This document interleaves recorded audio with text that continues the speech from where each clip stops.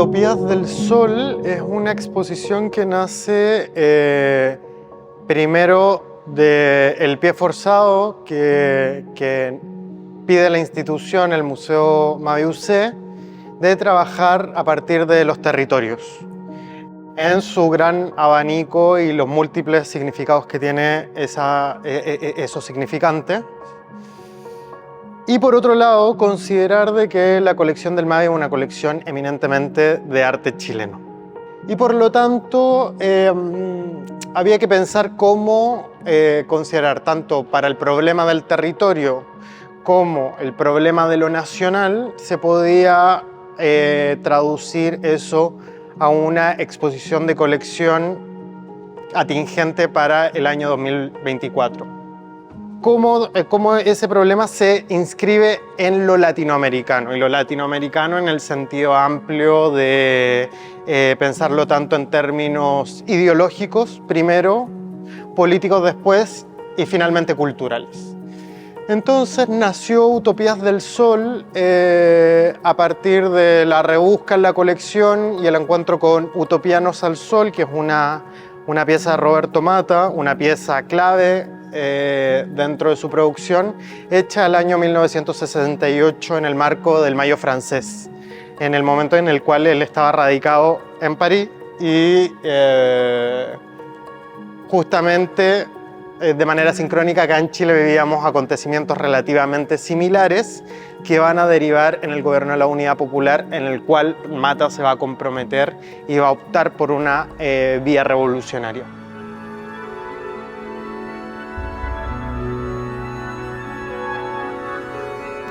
El primer núcleo, que es el que recibe a los espectadores, es justamente donde se explica el problema de cómo constituir esta exposición, cómo seleccionar las piezas y cuál es el detonante para poder trabajar la exposición,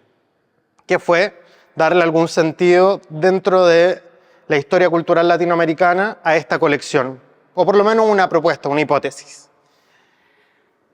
Tras la introducción nos encontramos con una diversidad temática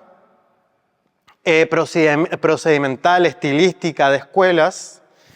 de todas partes del arte chileno, en la cual podemos ver, por ejemplo, proveniencias diversas como la de Santo Chávez, un artista mapuche del sur,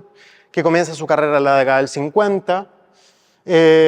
posteriormente artistas que van a lograr una gran consagración internacional suscribiendo ciertos lenguajes y tendencias internacionales como Marta Colvin y el mismo Roberto Mata con una pieza que tiene que ver más con ese surrealismo maquínico,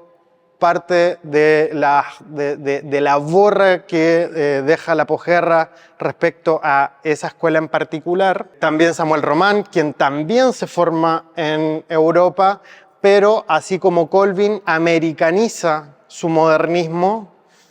en el caso de Colvin hacia el paisaje, en el caso de Román hacia la figuración y particularmente el retrato femenino.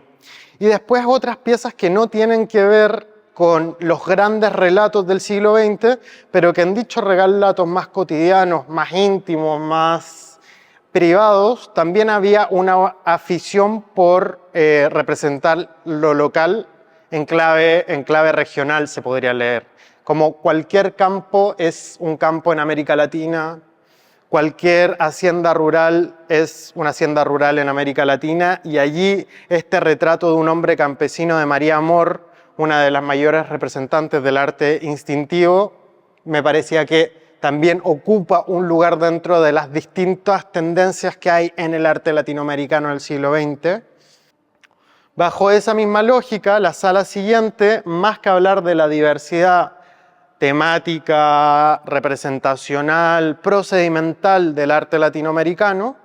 vamos a encontrar ciertos por un lado, las aficiones que tienen algunos artistas chilenos de representar otros contextos del tercer mundo, tanto en las metrópolis como en las periferias, y hacer un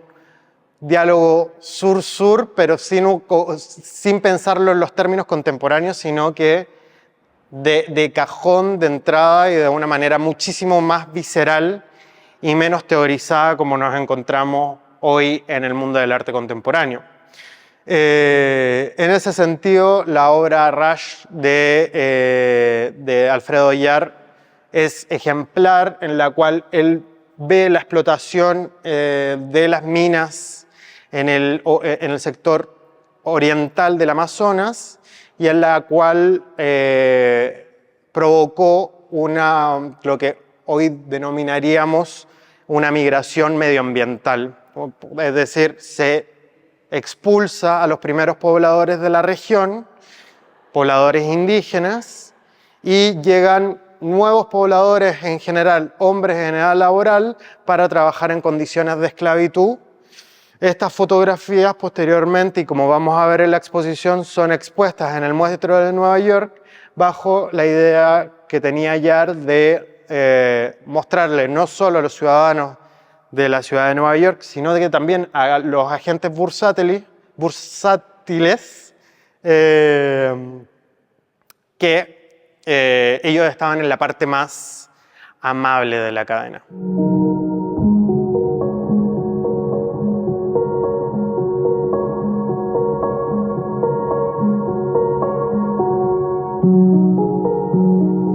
Y finalmente, la última sala está nucleada bajo la idea del imperialismo. No sabemos que es importante el colonialismo y tiene una circulación mayor hoy por hoy, pero el imperialismo nos permite pensar no solo en soluciones anticoloniales, sino que también antiimperialistas, que pueden ser tanto tradicionales, conservadoras, como liberales progresistas. Y así se ha balanceado el imperialismo y el antiimperialismo durante toda la historia de las ideas políticas de América Latina. ¿Y por qué insisto bajo la idea de imperialismo? Porque a mí lo que me interesa es pensar a este conjunto de artistas mayoritariamente del siglo XX como agentes antiimperialistas, porque la representación de nuestro continente, de nuestros campos culturales, de nuestros pueblos, es también un gesto en contra del colonialismo cultural, que es una herramienta del colonialismo. Entonces, en esta sala vamos a encontrar pinturas sobre desaparecidos de José Balmes, con la pieza Rostros,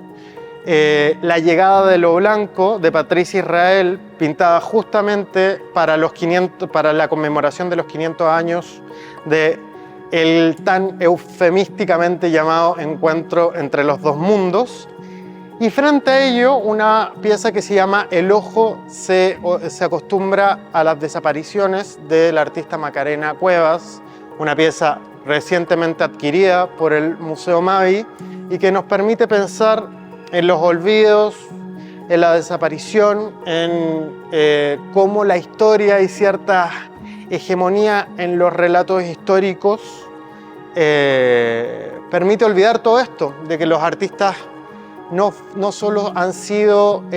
importantes agentes dentro de la construcción nacional y estatal de cada uno de sus países, sino que dentro de la construcción a nivel regional. Y creo que eso es importante en un momento en el cual los últimos años y meses hemos visto una escalada de guerra y violencia a nivel internacional. La cooperación cultural es una de las mejores, si no la mejor arma de seguir promoviendo la paz. Así que los espero y espero que se emocionen tanto como yo con esta exposición. Muchas gracias.